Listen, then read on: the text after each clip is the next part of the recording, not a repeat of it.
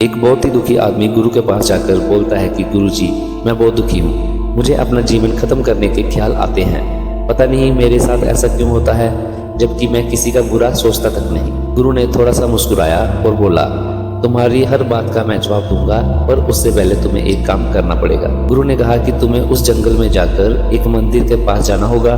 वहां पर चींटियों का एक गढ़ है, उसको तोड़ना होगा। ये काम तुझे अगले 7 दिन तक करना होगा, पर ध्यान रहे कोई भी चींटी को नुकसान नहीं होना चाहिए। गुरु की बात सुनकर आदमी घर आता है और सोचता है कि गुरु ने अजीब सी दुविधा में डाल दिया। भला चींटियों का घर तोड़कर हमें क्या मिलेगा। फिर उसने गुरु का हुक्म मानकर जंगल में चींटियों के पास गया। उसने देखा कि चींटियों ने मिट्टी इकट्ठी कर करके बहुत बड़ा घर तैयार किया हुआ था। गुरु की बात को याद करके उसने चींटियों का घर तोड़ दिया और दुखी मन से घर वापस आ गया। दूसरे दिन फिर वह वहां गया और देखकर चौंक गया। चींटियों ने और भी बड़ा घर बना लिया था और घर के अंदर खाने का सामान इकट्ठा कर रही थी। ये देखकर उसे फिर से गुरु की बात याद आई और उसने फिर से चींटियों का घर तोड़ दिया और इस बार उसने घर के ऊपर पानी डाल दिया ताकि फिर से घर ना बन पाए। इसके बाद चींटियां इधर उधर भाग गईं। ये देखकर आदमी ने सोचा अब वह घर नहीं बना पाएंगी और वह दुखी मन से घर वापस आ गया। अब वह दुखी मन से सोच रहा था कि गुरु उसकी प्रतीक्षा ले रहे हैं, क्योंकि साधु संतों का उपदेश किसी को ठेस पहुंचाना नहीं बल्कि हर एक की मदद करना होता है। उसे बहुत दुख हुआ कि इन पर उन्हें दया करनी चाहिए, वह उन्हीं पर अत्याचार कर रहा है। तीसरे दिन वह फिर से वहां गया और देखता है कि वहां पर अब कोई भी घर नहीं था। उसने सोचा अब चींटियां दोबारा इधर दिखाई नहीं देंगी, पर उसे बहुत अफसोस भी हो रहा था कि उसने बेजुबान के साथ ज्यादती की।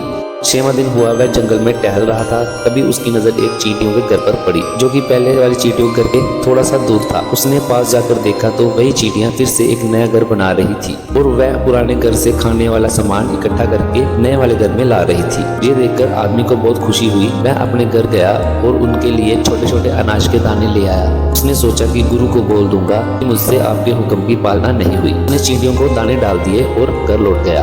अगले दिन वह गुरु के पास गया और बोला, गुरुजी मुझे माफ करना, मैंने आपका हुक्म नहीं माना, मुझे चींटियों का दुख देखा नहीं गया। ये बोलकर वह जाने लगा। तभी गुरु ने बोला, अरे इधर आओ और बैठो। गुरु ने बोला, समय कितना भी खराब हो, हमें खुद को कमजोर समझकर खुद को खत्म करने का सोचना भी नहीं चाहिए। मैंने तुम्हें चींटियों का घर तोड़ने के लिए नहीं भेजा था। गुरु ने बोला, मैंने तो तुम्हें उनसे कुछ सीखने के लिए भेजा था। जीवन में बुरे से बुरे वक्त पर 2 बातें हमेशा याद रखना। पहली ये कि अपना कर्म करना कभी ना छोड़े, परिस्थिति चाहे कोई भी हो, अपना कर्म करते रहो। जैसे तुमने चींटियों का घर तोड़ा तो चींटियों ने फिर से नया घर बना लिया। उन्होंने अपना कर्म जारी रखा। वह बुरे वक्त पर टूटने और घबराने की बजाय और भी दृढ़ता से काम करने लगी। हमें भी जीवन में परेशानी और दुख के चलते अपना कर्म करते रहना चाहिए। भगवान पर विश्वास रखते हुए अपने कर्म को ऐसे करो कि जैसे बुरा वक्त आया ही नहीं। और दूसरा, कर्मों का फल तो सबको मिलता ही है। आप कर्म करो, फल की चिंता मत करो। जैसे तुमने पहले चींटियों का घर तोड़ा और जब तुमने देखा कि ये दो दृढ़ इरादे से अपना काम कर रही हैं, तो तुमने ही उनके लिए अनाज के दानों का इंतजाम किया।